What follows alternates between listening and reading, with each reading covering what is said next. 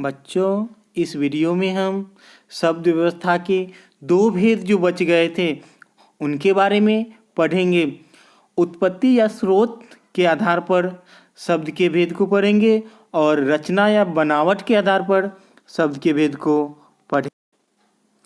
उत्पत्ति या स्रोत की दृष्टि से शब्द के चार भेद हैं: तत्सम शब्द, तद्भव शब्द, देशज शब्द एवं विदेशज शब्द, जिसे हम विदेशी शब्द भी कहते हैं। तत्सम शब्द के बारे में हम लोग जानेंगे। संस्कृत भाषा के वे शब्द जो हिंदी में अपने वास्तविक रूप में प्रयुक्त होते हैं उन्हें हम तत्सम शब्द कहते हैं। दूसरे शब्दों में तत् मतलब उसके और सम समान, यानी वे शब्द जो संस्कृत भाषा से हिंदी भाषा में बिना किसी बदलाव के ले लिए गए हैं उन्हें हम तत्सम शब्द कहते हैं। सरल शब्दों में हिंदी में संस्कृत के मूल शब्दों को तत्सम शब्द कहते हैं, जैसे कवि, माता, विद्या, नदी, फल, पुष्प, पुस्तक, पृथ्वी, क्षेत्र, कार्य, मृत्यु आदि। निम्नलिखित तत्सम शब्द जो हिंदी में आ गए हैं वे इस प्रकार हैं। तत्सम में जैसे तत्सम शब्द आम्र, और हिंदी में उसे हम आम कहते हैं। ओष्ठ और हिंदी ऊंट, चंचू चोंच, त्वरित तुरंत, सलाका सलाई, गोमल या गोम्य गोबर इत्यादि तत्सम शब्द है। गोमल और गौम ये तत्सम है, गोबर नहीं। अब हम लोग तद्भव शब्द के बारे में जानेंगे। ऐसे शब्द जो संस्कृत और प्राकृत से विकृत होकर हिंदी में आए हैं तद्भव कहलाते हैं। दूसरे शब्दों में संस्कृत भाषा के ऐसे शब्द जो बिगड़ कर अपने रूप को बदलकर हिंदी में मिल गए हैं तद्भव शब्द कहलाते हैं।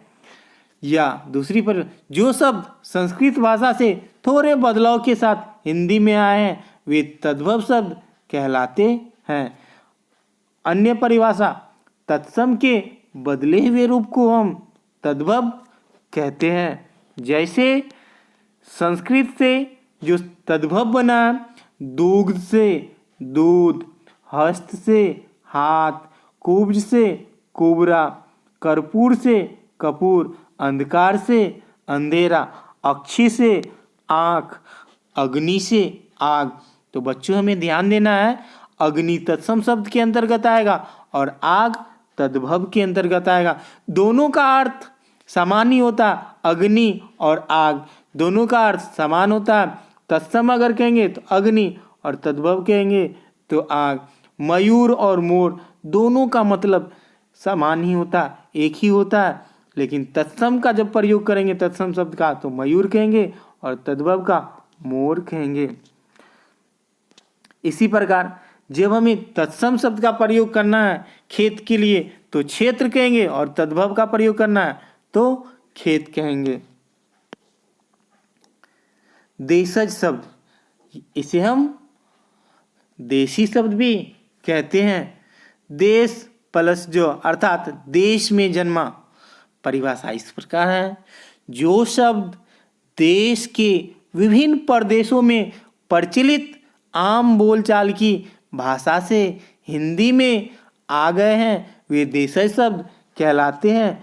दूसरे शब्दों में जो शब्द देश की विभिन्न भाषाओं से हिंदी में अपना लिए गए हैं उन्हें देशज शब्द कहते हैं। सरल शब्दों में पुरानी परिभाषा है ये, देश की बोलचाल में पाए जाने वाले शब्द देशज शब्द कहलाते हैं। जैसे चिड़िया, कटरा, कटोरा, खिड़की, जूता, खिचड़ी, पगड़ी, लोटा, डिबिया, तेंदुआ, कटरा, अंटा, ठेठ, ठुमरी, खखरा, चषक, फुनगी, डोंगा आदि ये सभी सब देश की बोलचाल में प्रयोग में लाए जाते हैं, इसलिए इसे हम देशज शब्द कहते हैं। अब हम लोग विदेशी शब्द के बारे में जानेंगे। विदेशज शब्द के बारे में विदेशी भाषाओं से हिंदी भाषा में आए शब्दों को विदेशी शब्द कहते हैं।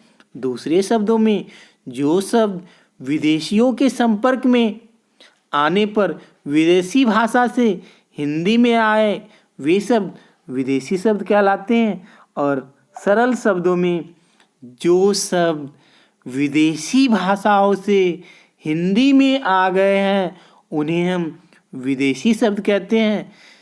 आजकल हिंदी भाषा में अनेक विदेशी शब्दों का प्रयोग किया जाता है, जैसे अंग्रेजी के शब्द hospital, doctor, book, radio, pen, pencil, station, car, school, computer, train, circus, truck, telephone, ticket, table इत्यादि।